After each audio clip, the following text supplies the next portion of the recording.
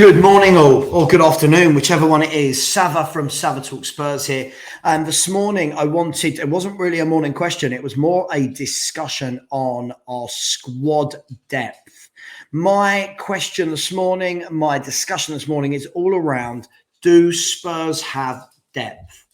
And within that depth, is there quality?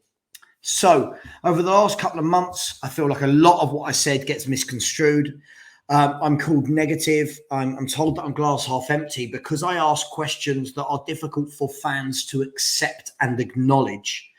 I'm not one of these 12-year-old fans that just goes, oh my God, 6 players in, everything is amazing. I actually break it down and say, okay, we finished 4th last year. What does a Premier League club need to do to get better? Okay, what do they need to do? You need to strengthen the first 11, right? Second thing you need to do is you need to strengthen the squad depth. Okay. Third thing is acknowledge that last year we played 1 game a week from November or December whenever we got kicked out of the Conference League. This year we'll be playing 2 games a week. Now, we may not make it out of the Champions League group, but we will still then go down into the Europa League group as long as we don't finish bottom. And we will then have another game every midweek in far-flung parts of Europe. So lots of travelling, lots of tired players. Hence the need for the depth, hence the need for this conversation. So when I'm called negative, hear me out. This is my point. Point 1, never, ever, ever, like many of you suggest to me in chats, in my YouTube. I've got someone in my YouTube right now messaging me going, you're unrealistic, Savva, for wanting world-class players. Let me state this to you and other people right now. I have not once said I believe we can sign world-class players. This is Tottenham Hotspur. This is Daniel Levy-Ninik. They have not once in their history signed a world-class player. Not once. I will challenge you to give me a world-class player that they have signed. Now, notice the words, signed a world-class player. I'm not talking about a player joins us and then becomes world-class. Signed a world-class player. So no, I don't expect Tottenham Hotspur to sign world-class players. What I do expect is Tottenham Hotspur to not be shopping at Middlesbrough. What I do expect is that not everyone is a loan, a free transfer, or coming to the end of their contract. So what I expect is Champions League standard players. Now, for some reason, let's look at this myth that people like me are negative. This myth that wanting more, that wanting to achieve, that wanting success is seen as negative. Let me flip that on its head. Surely it's the people that settle. It's the people that praise mediocrity. It's the people that tell me Jed Spence is an ambitious signing. I'm not saying he's a bad signing, but he's not an ambitious signing.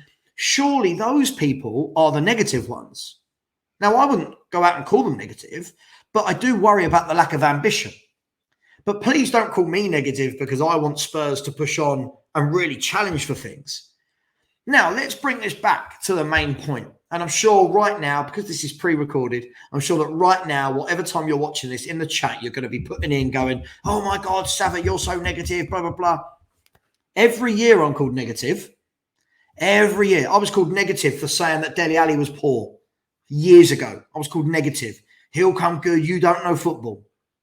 I was called negative for saying Davinson Sanchez would never be a first-team centre-back here. What are we now, 5 years in? He's never been able to hold a place down.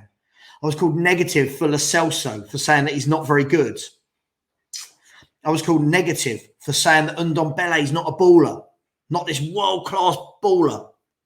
Look how that turned out. I was called negative for saying that Emerson Royal isn't a very good footballer, yet everyone's crying out for a proper right wing-back.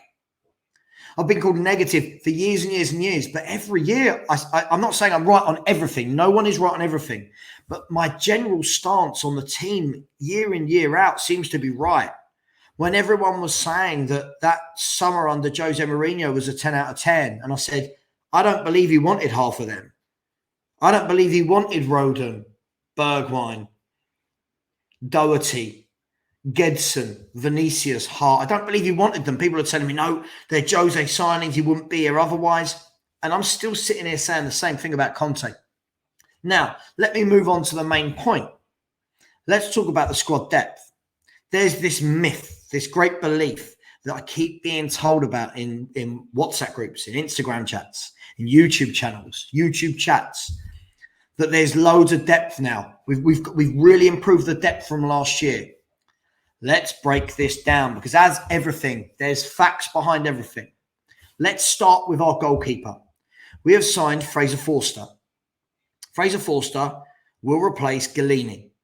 Now, let's get this straight. I'm not talking about the quality of player. I'm talking about replacing like for like, goalkeeper for goalkeeper, i.e. no extra depth, the same.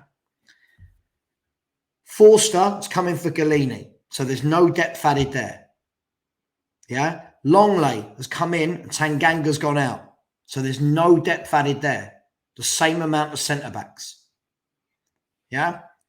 Jed Spencer's come in, and one of Royal or Doherty, if they go, I'm sure they will, one of them will, no depth added there. Serge Reguilon will go, and Perisic has come in at left wing back. No depth added there. More quality in the left wing back position, but no depth. Basuma coming in. Either Winks, Lo Celso or Ndombele, or all three will go. No depth added there. Bergwijn has gone. Richarlison's coming. No depth added there. Now, for those of you that aren't silly, you will see what I'm saying. You will see that I'm not talking about the quality of the players going out or the quality of the players coming in. I'm talking about depth. So when fans sit there and tell me, we're going for a title, all these fans that make up these numbers, we're going for 92 points, we're going for 95 points, blah, blah, blah. On what basis? You can't just have a good 11. You can't just have a good 11. My worry, as I've said all along, and by the way, let me just say, before I say my worry, I have got us down, as things stand in this current transfer window, I have got us down as 4th. So I'm not negative. I think we will make Champions League football.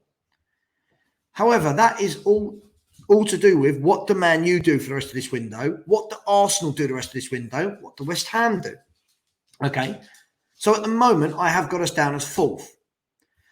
Can we get 3rd? I think we could, depending on what Chelsea do. But I do have this feeling, because it's Chelsea, they will go out in the next month and buy 3 or 4 top players. But that's just a feeling. So at the moment, I've got us down as 4th. I think we'll be somewhere in and around 78 points, 80 points. The reason being is this. Last year, everyone said, oh, well, since Conte came in, we were the 3rd best team in the league, and we averaged something like 2.1 points a game. Fantastic. No one's knocking that. He'd done an absolutely sublime job. Now, I take my Spurs hat off and look at my football hat. Spurs, from the time Antonio Conte came in, had 1 game a week. Most of the time. There were a couple of times we had 2 games a week. Most of the time we had 1 game a week, giving him 7 days, 8 days, 6 days, whatever it was, depending on the day the game fell, to prepare for the next game, to get the same 11 fresh. We knew the 11. Everyone knew the 11. Everyone knew the 11. Okay? Everyone knew them. So this year, we're not going to have that. So that's why I talk about the depth. Come the weekend, when we're playing somebody away in a tough game, let's say we've got Liverpool away, Man City away. We have to put out our first team, and then 3 days later, we're playing away in the Champions League, and we have to put the same team out again. Then we've got a league game 3 days, 4 days later. This is what I don't think people are taking into account. It's going to be very different to last year. And this is why the squad needs depth. So when people say 6 players have come in, you're ungrateful, not about being ungrateful. This isn't about being ungrateful. This is about adding depth to a very light squad. Now, I will bring you back to this. I said this the other day. Let's assume this is a starting 11. Again, I'm just roughly going with this. So please don't sit there and tell me, oh no, he'll start. Just roughly. Lloris in goal. Romero to the right. Dyer to the middle. Longley to the left. Perisic left wing back. Spence right wing back. Basuma, Bentancur, Kulusevski, Son, Kane. Let's just assume that's the 11. I now challenge you to give me more than one player that comes off that bench and changes a game going forward. Who can give me names? Because I look and now go, right, our right wing back on the bench is Royal or Doherty. Our left wing back on the bench is Sessegnon. Our centre backs on the bench are Davis, Sanchez and Rodon. Our midfielders on the bench would now be Højbjerg and Skip. No creativity there. No one that can run a game. No one that will score you goals. Richarlison is the only one on that bench that will come on and do something. Now, I keep hearing that Lucas Moura will. Lucas Moura has got 10 league goals in 3 seasons for a forward. That's not good. So, again, I've just tried what I've done there. I've tried to break it down factually. I know people will go, you're negative, blah, blah, blah. Factually, I've just tried to break that down. Number of games a week. Number of players coming in versus number of players going out. Squad depth. Quality and reserve. Where are the attacking options? So what would be really good is in the chats, give me some answers to these questions. Don't just throw, oh, you're negative. Oh, you don't understand it. Oh, you're ungrateful. Talk me through it.